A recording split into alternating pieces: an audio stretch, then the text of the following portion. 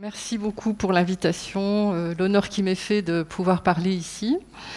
Alors, un honneur, disons, ambivalent en quelque sorte, mais en ce qui me concerne, parce que je dois dire d'emblée que je ne suis pas du sérail des études postcoloniales. Donc,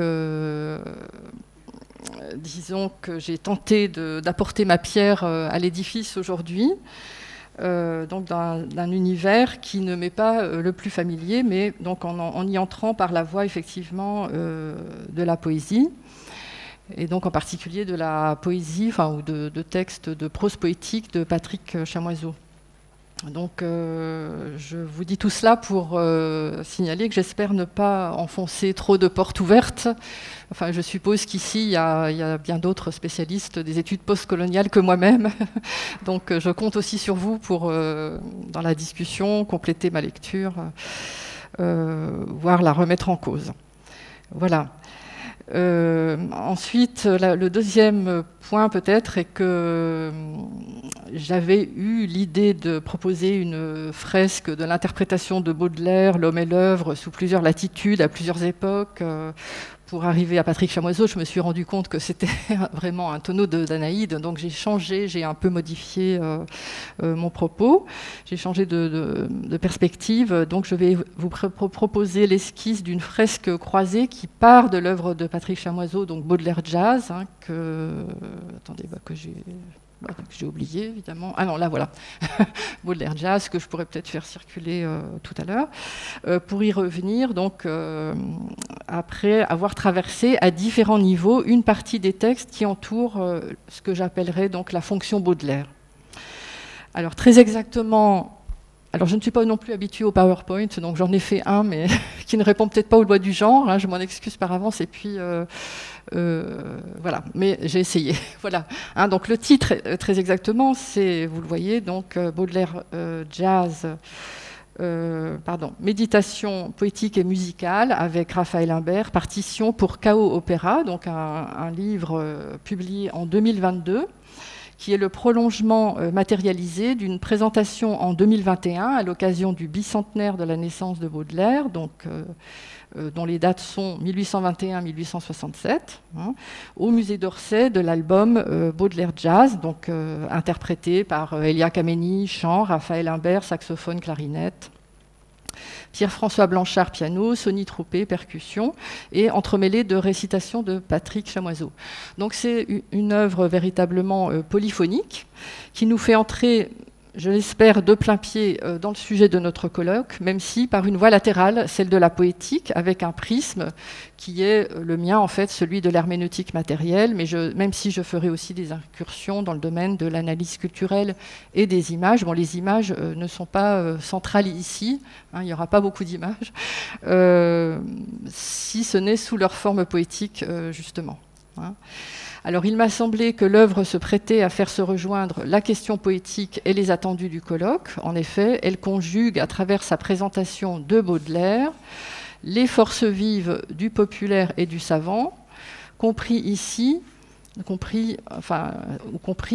comme forme symbolique, humaniste. Alors, tous les termes pourraient être discutés, mais voilà, forme symbolique, humaniste, et non pas mortifère, au sein d'une structure esthétique, performative, pour leur donner une portée qu'avec différents auteurs, on pourrait dire dans un premier temps et transitoirement, peut-être même, faute de mieux, transnationale. Ce terme de transnational tente de dire à la fois une situation historique de décloisonnement et la réponse esthétique qui s'inscrit dans cet espace-temps nouvellement perçu, ces deux faces étant regroupées sous le terme de post-colonialisme. Alors je me lance un peu dans ce débat du post-colonialisme ou du post-colonialisme en un seul mot.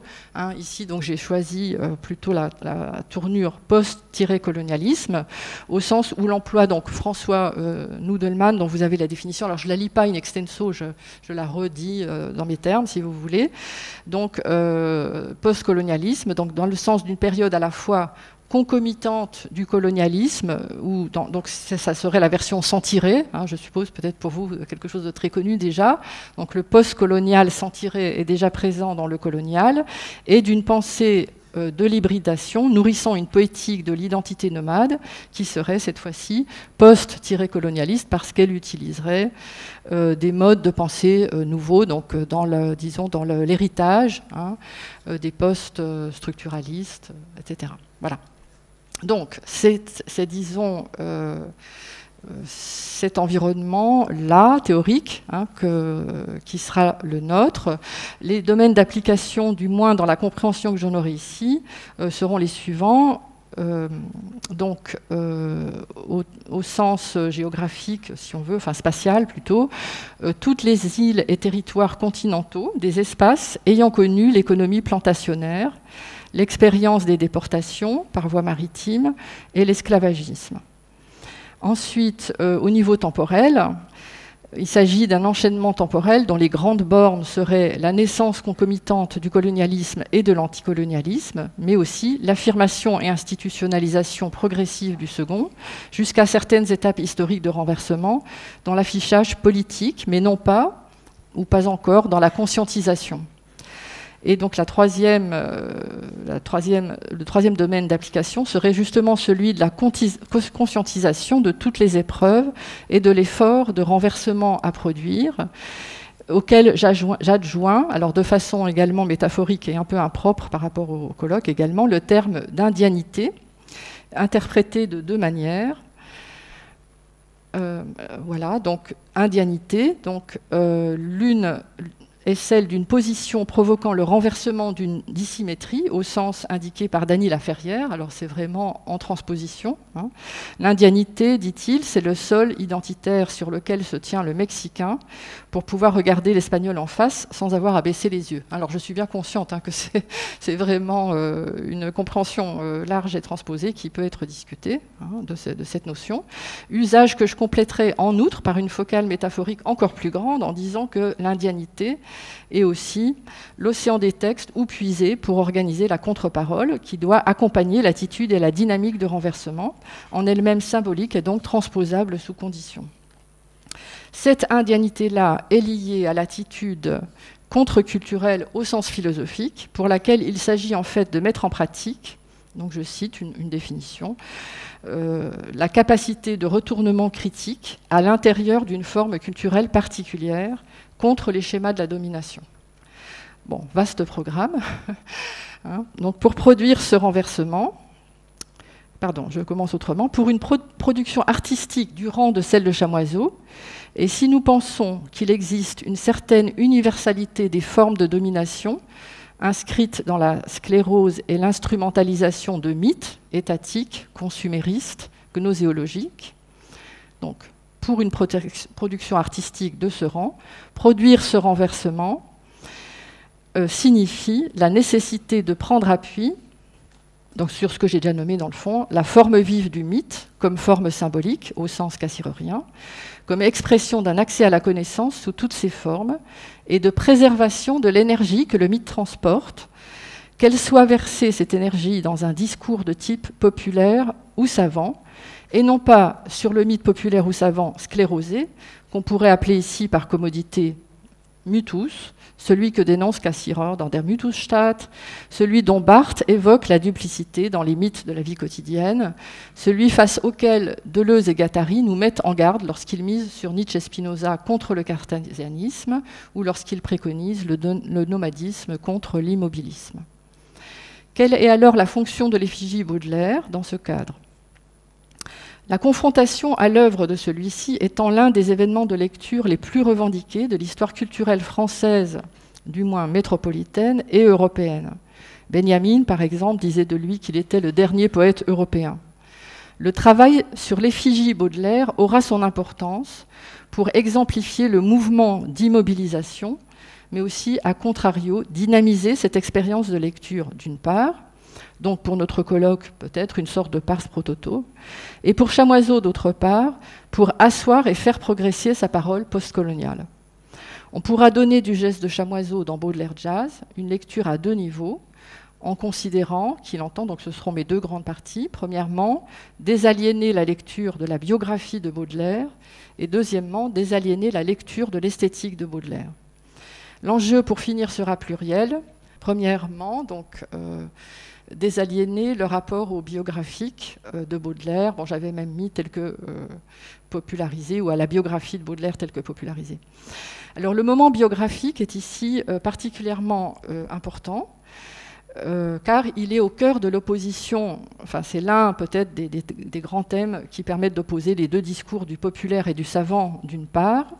Comme le dit, alors je me réfère ici à Raphaël Imbert, dans son texte sur le jazz, que je pense transposable à d'autres domaines, et donc lui-même se référant à une définition de la musique populaire, dit la notion que cette notion donc, est très importante, la notion de personnification, de narration, de storytelling, demeure le point nodal qui distingue le chant populaire des musiques savantes ou académiques, le discours savant prenant, lui, appui sur l'abstraction. D'autre part, cette opposition, donc du savant et du populaire, finalement, dans ce sens aussi d'un recours particulier à la biographie, cette opposition peut aussi être instrumentalisée différemment, soit une fonctionnalisation commerciale, narrative et socialement marquée, soit une fonctionnalisation créative et individuellement marquée, l'un influençant l'autre et vice-versa. La fonctionnalisation des discours prend en outre une place prépondérante dans l'affrontement des deux grands récits antagonistes qui encadrent la rencontre avec Baudelaire. Le grand récit de la modernité qui pourrait faire penser qu'il s'agit de mettre en avant l'œuvre contre l'homme, et le grand récit de la colonisation et post-colonisation qui veut remettre en place l'évocation du biographique dans ce cadre qui était désincarné. Ceci étant précisé, j'aimerais donc à présent entrer dans le mouvement, ce mouvement d'aliénation et de désolation concernant notre sujet, et donc Baudelaire plus particulièrement. Alors, je dois rappeler d'abord, peut-être le savez-vous d'ailleurs, mais moi je le savais sans le savoir, je crois, que tout part du voyage punitif de Baudelaire à Maurice et à La Réunion. Tout part aussi, probablement, et même si on en sait peu de choses de sa fréquentation, sa vie durant de Jeanne Duval, sa compagne, une actrice d'origine peut-être antillaise. Tout part donc de cet événement, ou en tout cas du récit qui a pu en être fait d'abord dans quelques médias prétendument bien informés, et qui sont donc parvenus jusqu'à nous, même de manière parfois relativement lacunaire. Quant au voyage lui-même, ayant duré du 4 juin 1841, embarquement de Bordeaux, au 15 février 1842, retour à Paris, avec 2 escales, l'une à Maurice du 1er septembre 1841 au 19 octobre 1841 et l'autre à Bourbon du 19 septembre 1841 au 4 novembre 1841, pour accoster à Bordeaux le 15 février 1842, soit environ 22 semaines en mer, dont 2 tempêtes magistrales. Baudelaire arrive alors à un moment où l'île Maurice est passée sous contrôle anglais depuis 1810, mais où les Français, qui avaient instauré le Code noir, peuvent garder leur religion, je cite une historienne, leur religion, leurs lois, leurs coutumes, et donc à La Réunion, où le Code noir est encore en vigueur, puisqu'il sera en vigueur jusqu'en 1848, puis remplacé, comme on sait, ensuite par d'autres structures d'exploitation à peine moins contraignantes, telles que celle de l'engagement. Baudelaire avait donc 20 ans, en 1841. Le récit établi par un anonyme le 13 décembre 1867, donc au moment de son décès dans la Chronique de Paris. La Chronique de Paris, fondée par Balzac. Donc ce récit fait de Baudelaire tantôt un héros. Il s'est sacrifié pour aider les matelots et grâce à son intervention, entre autres, le bateau s'est redressé. Tantôt un martyr. Il se sacrifierait pour la littérature. En effet, en descendant du bateau à La Réunion, il a refusé de lâcher ses livres alors que les vagues l'atteignaient et manqua même de se noyer. Voire dans un récit postérieur, un saint. Il s'est sacrifié pour soigner une femme malade lors de son séjour en Inde. Inde où il n'est jamais allé en réalité, mais où il s'est tenu, suivant ce récit, durant 2 années. Baudelaire lui-même avait, semble-t-il, voulu accréditer cette légende selon laquelle il y serait allé. Bon. Dans l'après-coup du voyage, la reconstitution qu'on en fait dans des supports médiatiques de portée générale, tels que le fameux Lagarde des Michards des années 50, et, enfin, qui sévit probablement encore dans les lycées, collèges-lycées, je ne sais pas, et même la biographie de Pichon et Ziegler des années 80, qui est toujours la biographie de référence, actuellement dans une version remaniée, sans parler de textes de diffusion assez large, tels que celui de la collection Poètes d'aujourd'hui, chez Segars, qui est régulièrement republié. On veut bien indiquer que ce voyage a marqué l'esprit de Baudelaire et que cela transparaît dans sa poésie. Toutefois, on cantonne cette importance au mieux à l'émergence dans l'œuvre d'un exotisme de bon aloi. La situation est plus difficile pour la question de sa relation à Jeanne Duval, compagne de Baudelaire, dont il n'existe pour portrait que ceux que Baudelaire a dessinés lui-même, et l'un ou l'autre tableau de Manet qui la met en scène, mais ne fut pas exposé du vivant de Manet, et aucune relation digne de foi de son parcours. Bien au contraire. Alors, bon, je vous présente un dessin de Baudelaire représentant Jeanne Duval, entouré de petites notes de son éditeur Poulet-Malassis. Bon, je n'entre pas dans le détail.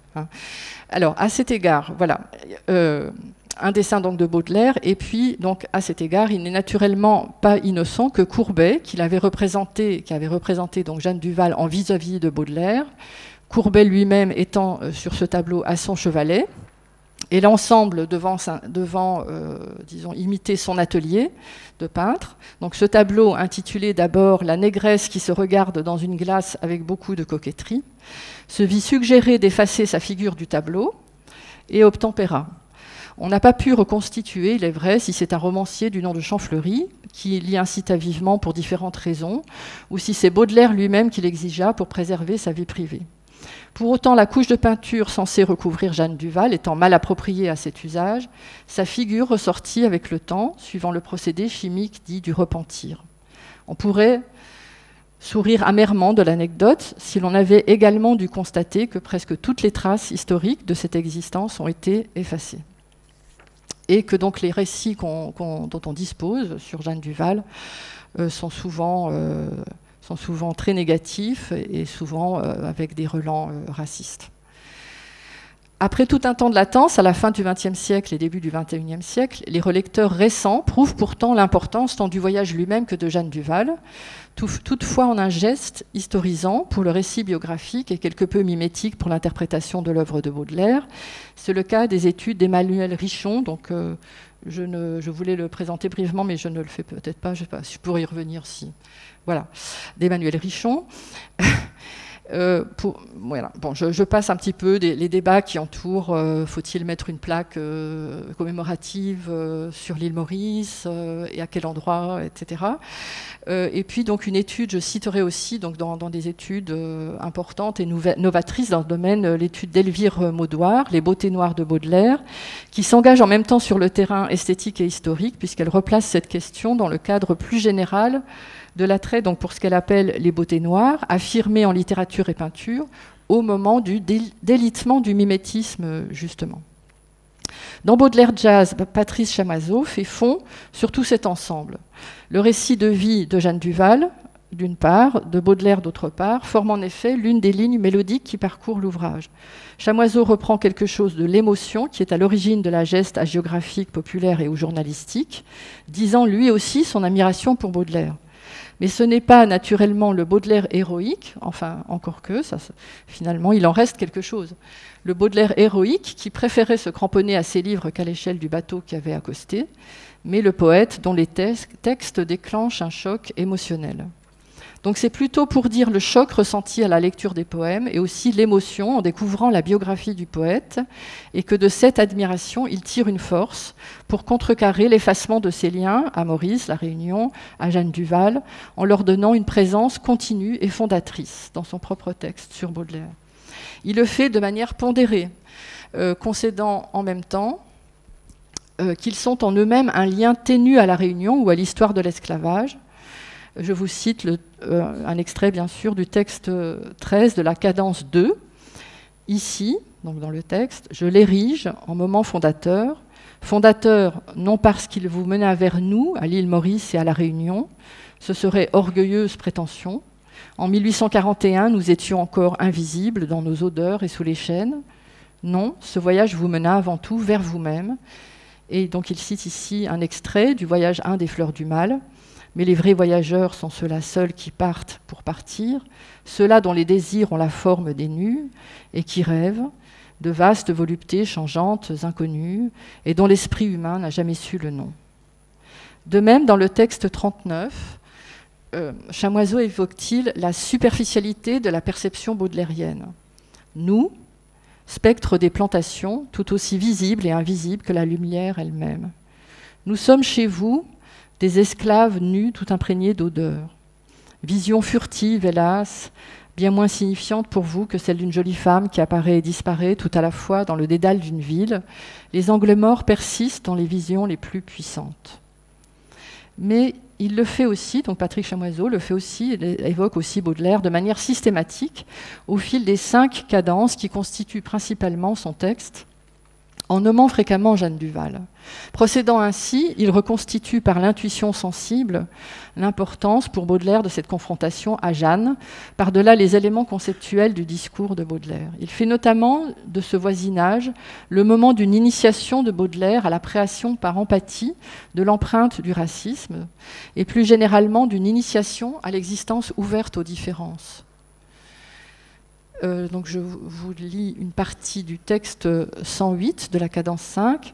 Monsieur Baudelaire, c'est sans doute elle, la créature protéiforme. Le spectre entend l'ensemble de votre narration, c'est Jeanne Duval, qui devint le navire de ce voyage que vous avez maintenu au cœur de votre retour.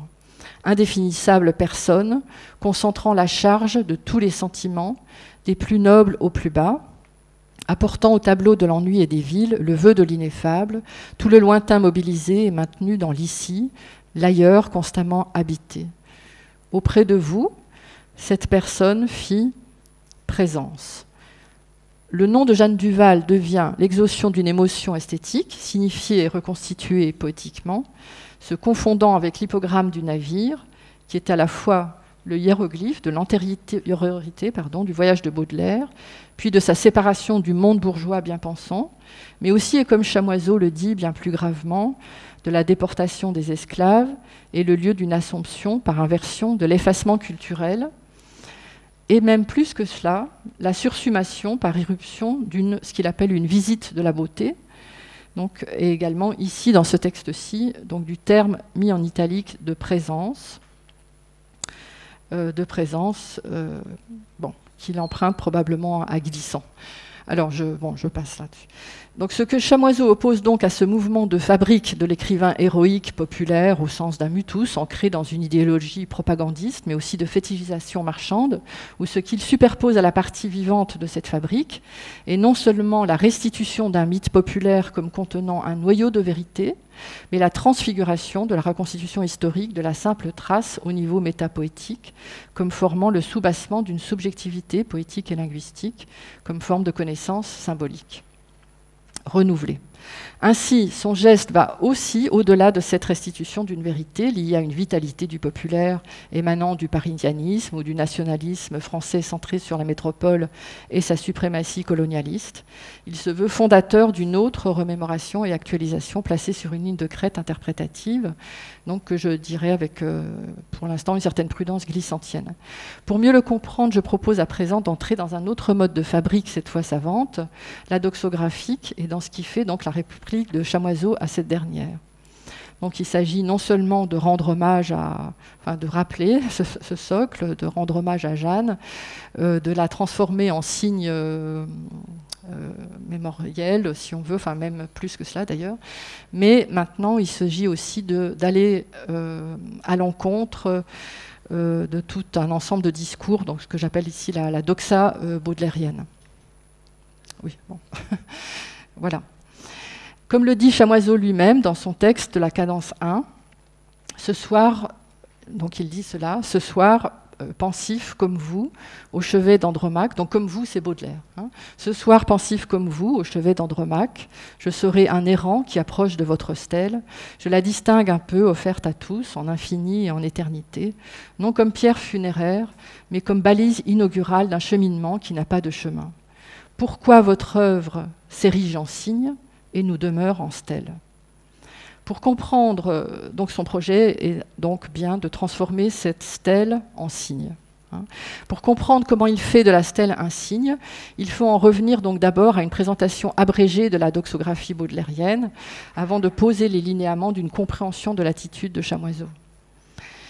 Si la fin du XIXe siècle et le début du XXe siècle avaient vu dans Baudelaire, d'une part, une sorte de continuateur du génie romantique, mais s'opposant en même temps à son lourd héritage orphique, et ensuite une sorte de purificateur de la langue dans une assimilation à l'écriture de type artistique avant la lettre et au mouvement de l'art pour l'art, le contexte du nazisme montant d'une part, de la prise de conscience face au nazisme d'autre part, mais aussi et surtout celui de l'affirmation programmatique de l'anticolonialisme, ont bel et bien suscité de nouvelles lectures dont on pourrait affirmer qu'elles sont contre-culturelles. Sans remettre en cause la coupure qu'opère la langue poétique relativement au supposé lien immédiat entre signe et quiddité, ces lectures veulent resémantiser le texte à partir de cette même quiddité. Il s'agit ici en particulier de Benjamin et de Césaire. Alors il y a donc une convergence en termes de contenu, mais pas, je ne pense pas que... Enfin, je n'en suis pas certaine que Césaire ait lu Benjamin, peut-être certains parmi vous le savent. En tout cas, il y a une convergence des deux lectures qui est assez sidérante. En tout cas, bien que les textes de Benjamin sur Baudelaire n'aient pas été publiés d'emblée, puisqu'ils ont été rédigés dans les années 40 à 50. Bon, voilà. Et donc les textes d'Aimé Césaire autour de l'œuvre de Baudelaire, donc sont rédigés à peu près dans la même période, dans les années 40 à 50. Voilà. Alors, les textes de Césaire consacrés à Baudelaire, c'est notamment, je saute un petit peu, poésie donc d'abord, bien sûr, dans Cahiers d'un retour au pays natal, un passage où il utilise notamment l'albatros comme palimpseste. Ensuite, dans un petit ouvrage qui était, disons, une sorte d'histoire littéraire abrégée, Poésie et connaissance. Donc il cite Baudelaire à l'initiale de sa réflexion assez brève sur l'histoire de la poésie moderne française. Et puis, donc, dans son discours sur le colonialisme, il citera encore Baudelaire à 2 reprises pour soutenir son argumentation. Une fois pour soutenir l'idée d'une destruction à très longue échéance portée par le capitalisme, faisant de Baudelaire un témoin à charge contre le capitalisme et en donnant une lecture marxiste. Donc, il cite en particulier une phrase de Baudelaire qui dit « Tout en ce monde sut le crime, le journal, la muraille et le visage de l'homme ». Et une fois pour témoigner de la misère du peuple opprimé, en recourant à quelques vers du poème baudelairien, donc Le vin du chiffonnier. Ces mêmes vers sont d'ailleurs cités par Benjamin pour illustrer également une orientation peut-être marxisante de Baudelaire, sans le savoir évidemment quant à Baudelaire. Alors les vers peut-être vous sembleront un peu... anodin, mais voilà les vers. On voit un chiffonnier qui vient, hochant la tête, butant et se cognant au mur comme un poète, et sans prendre souci des mouchards, ses sujets, épanche tout son cœur en glorieux projet. Alors le poète qui est le chiffonnier, donc rêve, ou veut apporter d'autres des projets peut-être utopiques qui amélioreront le sort du peuple. De ce poème inscrit dans un ensemble, dont aussi Le mauvais vitrier, Benjamin dira dans ses notes, non publiées du vivant de Césaire, donc, qu'il désavoue résolument les confessions réactionnaires de Baudelaire, ajoutant même la critique littéraire est passée à côté de ce poème. Bon, au-delà de ces points de contact momentanés et en même temps fortuits, on relèvera aussi que l'un comme l'autre élabore à propos de Baudelaire et autour de lui une esthétique d'empreinte tout autant religieuse que matérialiste.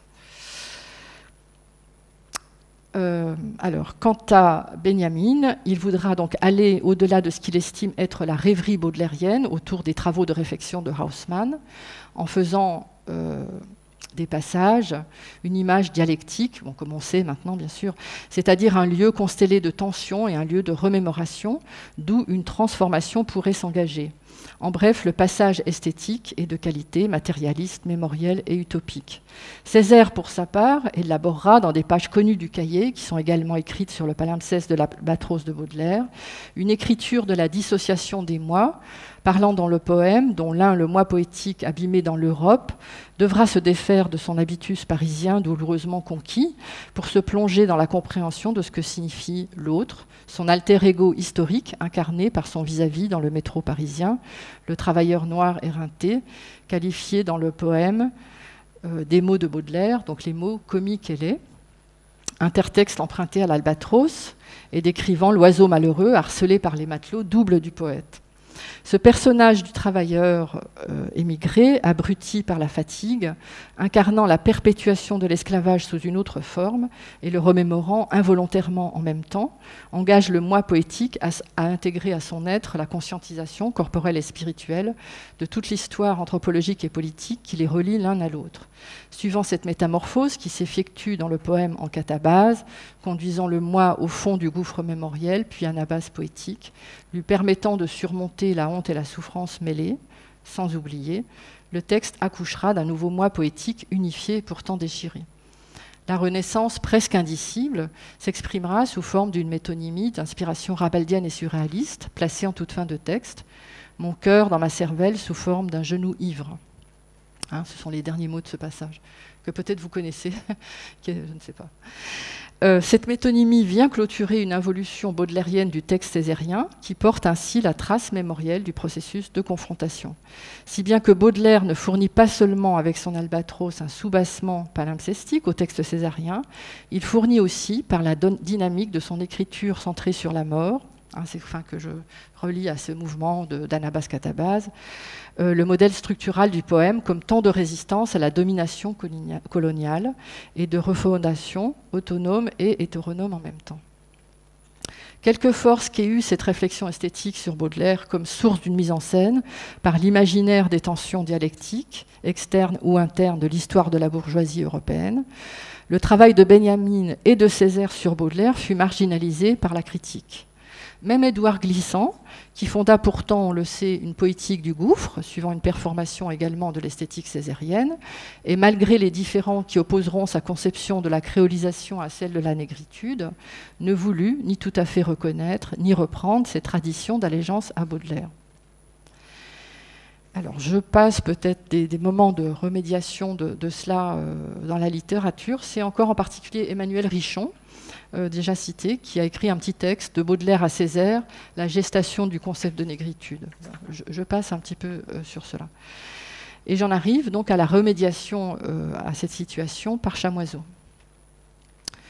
Donc remédiation esthétique, au sens où l'esthétique embrasserait l'historique, vient donc de l'ouvrage de Chamoiseau qui choisit de provoquer une manière de rencontre entre ces univers et d'autres voies esthétiques encore, issues en particulier du contexte postcolonial, en faisant du texte Baudelaire jazz, un espace-temps de la remémoration, de la métamorphose et de l'ouverture.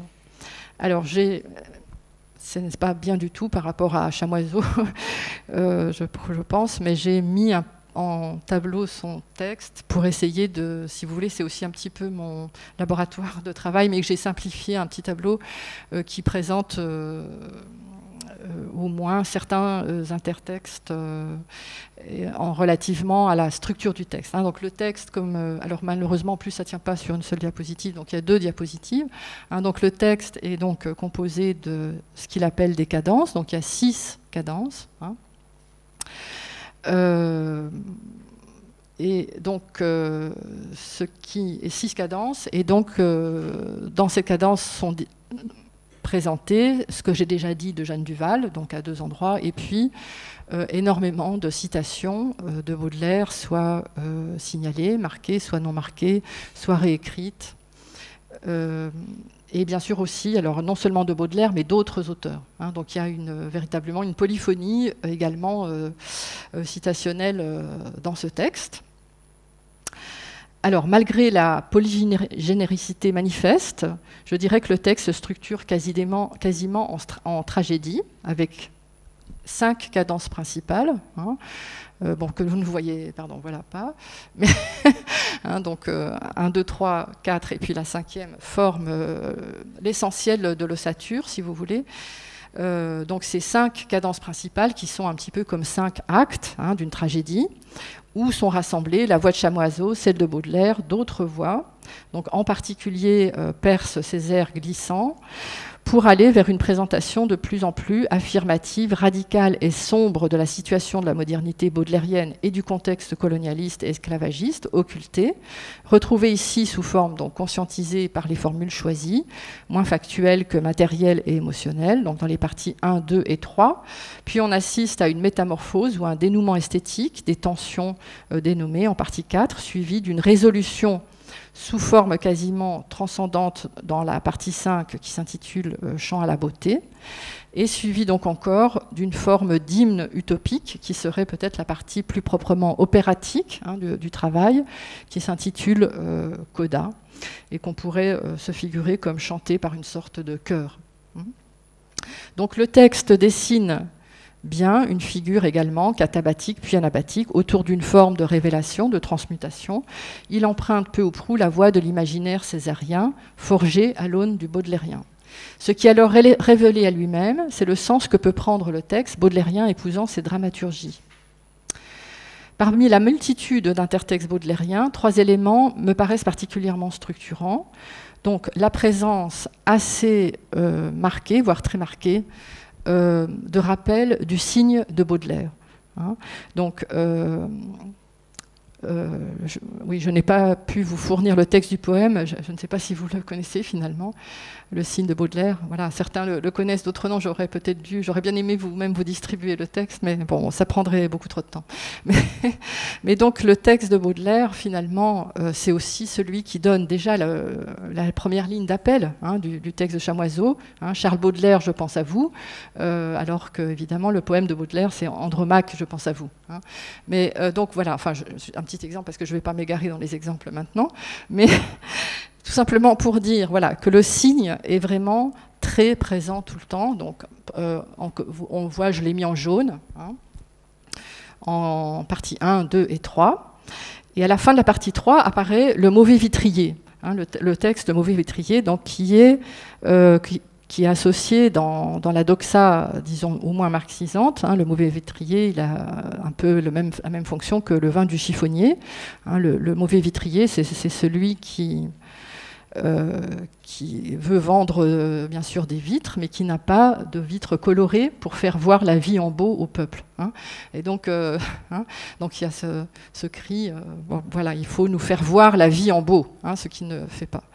Et donc, bref, donc, apparition du mauvais vitrier en fin de partie 3, et puis finalement la cadence 5 est toujours introduite par une strophe des correspondances de Baudelaire, donc la nature est un temple dont les vivants piliers, etc. Enfin, voilà, Donc je dirais que ces trois intertextes, si vous voulez, ou ces 3 citations ou reprises sont structurantes.